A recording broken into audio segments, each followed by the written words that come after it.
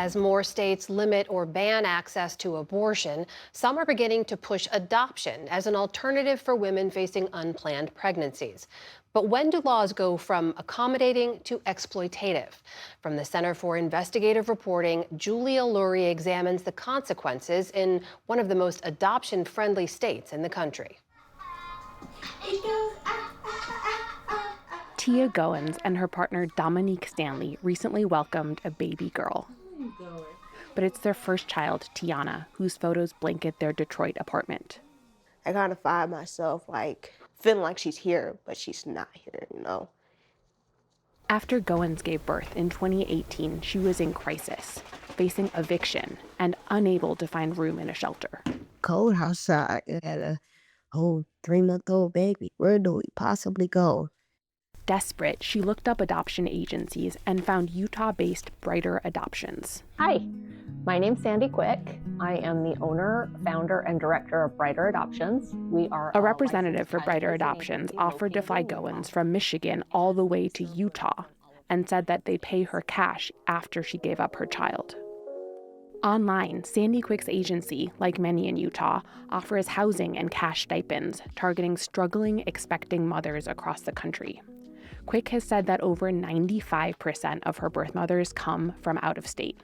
The lady just kept calling, we're pushing for time, this is what you want to do, this is what you want to do. So in my head, it's like, okay, winter is coming around. I don't want to be outside with her.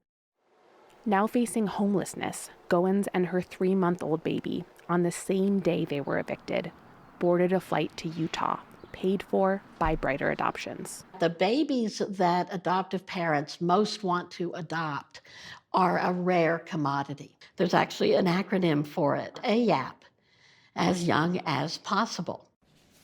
Melinda Seymour, a law professor at Texas A&M who studies adoption, estimates there are as many as 2 million hopeful adoptive parents competing for just 20,000 newborns every year.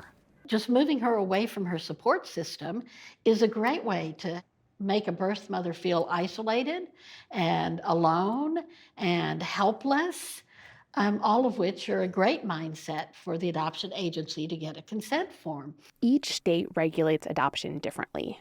States like New York and California give birth mothers 30 days after signing adoption papers to reconsider their decision.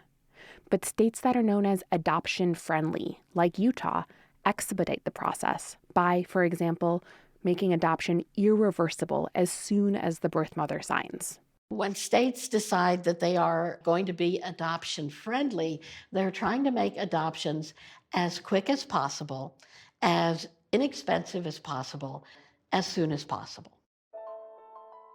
As a result of these laws, a cottage industry has emerged to fly in potential birth mothers to adoption-friendly states and charge a premium to adoptive parents. There's a lot of money to be had in adoption, and money can trump everything. Christine Watkins, a Utah state representative, tried and failed to pass adoption reform to protect birth parents. So many people's understanding of adoption is just this beautiful, benevolent thing. Mm-hmm. And of course it can be that, but people don't necessarily think about it as an industry. It is an industry, yeah. Basically because the state allows it. We don't have any laws that prohibit it. Over the past decade, dozens of states have introduced adoption-friendly legislation. Georgia, Kentucky, and Indiana have all shortened the period during which a birth mother can change her mind. In Goins' case, things were moving fast. Soon after landing in Utah, she met the people who wanted to adopt her daughter, a white couple from Mississippi. But immediately, she had second thoughts. I text Sandy and tell her, I'm kind of starting to change my mind a little bit. This might not be something I want to do. But the morning after, Brighter Adoption staff showed up at her hotel with the final paperwork. It all was just happening so fast. It's not something I wanted to do. Why they still wanted me to sign? Then I'm like, if I don't do this, where am I going to end up? The forms waived her rights to protections in Michigan, where Goins would have had up to 5 days to change her mind. So it was like, what do I do? What do I do? So I just didn't want her to be homeless with me. Just 2 days after landing in Utah, Goins reluctantly signed her baby over to the adoptive parents. I didn't really hold her. I didn't really tell her goodbye. I didn't kiss her. They didn't give me a chance to talk to her. So they just came and got her. On the way to the airport, Quick handed Goins $4,000 in cash. Quick said the money was for Goins' future expenses, but Goins wasn't expecting that much, and the whole process doesn't sit well with her. A lot of people say it's like you sold your baby. I did not sell my baby. I think that people took advantage of me for my baby.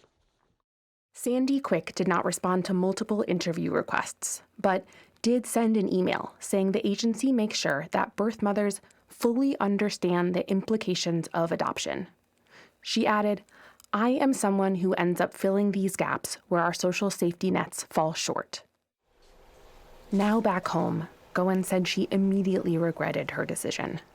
But Michigan officials could do nothing to help, since the adoption was in Utah. If she'd been able to slow things down, she'd probably still have her child with her. Susan Duza-Gar-Alexander is the clinical director at PACT, a California nonprofit that provides abortion, adoption, and parenting resources to pregnant women. She says women in crisis become much more vulnerable in unfamiliar surroundings. The minute she said, "I'm not sure that I want to do this, I'm not sure that I can do this," I mean, that should just call a full stop, full halt. Domestic private infant adoption in America toes that line of legalized trafficking anyway. It would be very easy to cross over that line. Ashley Mitchell is the director of Knee to Knee, which runs support groups for birth parents. Because the agencies are watching us, we try and be as quick and discreet as possible. Her family spends some Sundays at the apartment complexes in Utah, where adoption agencies house birth mothers, passing out leaflets to ensure that the women know their rights. We want them to know that they have the right to change their mind, that they have the right to go home if they want to go home. I think we got them all. The professionals that fly the women here, 100% count on them not knowing what's available to them. In confusion, there is profit. If you can move a birth mother to a different state and take advantage of more favorable laws for your client, why wouldn't you?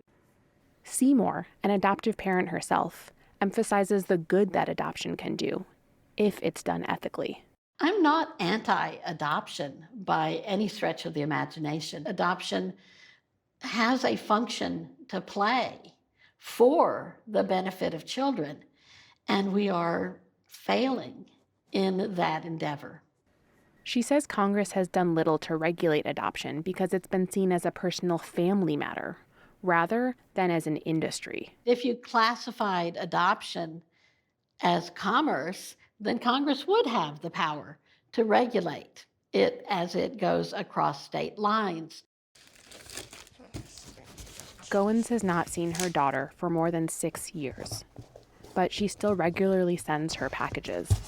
She doesn't know if her daughter receives them, but she keeps a record of the gifts, so that one day her daughter will know she was thinking of her.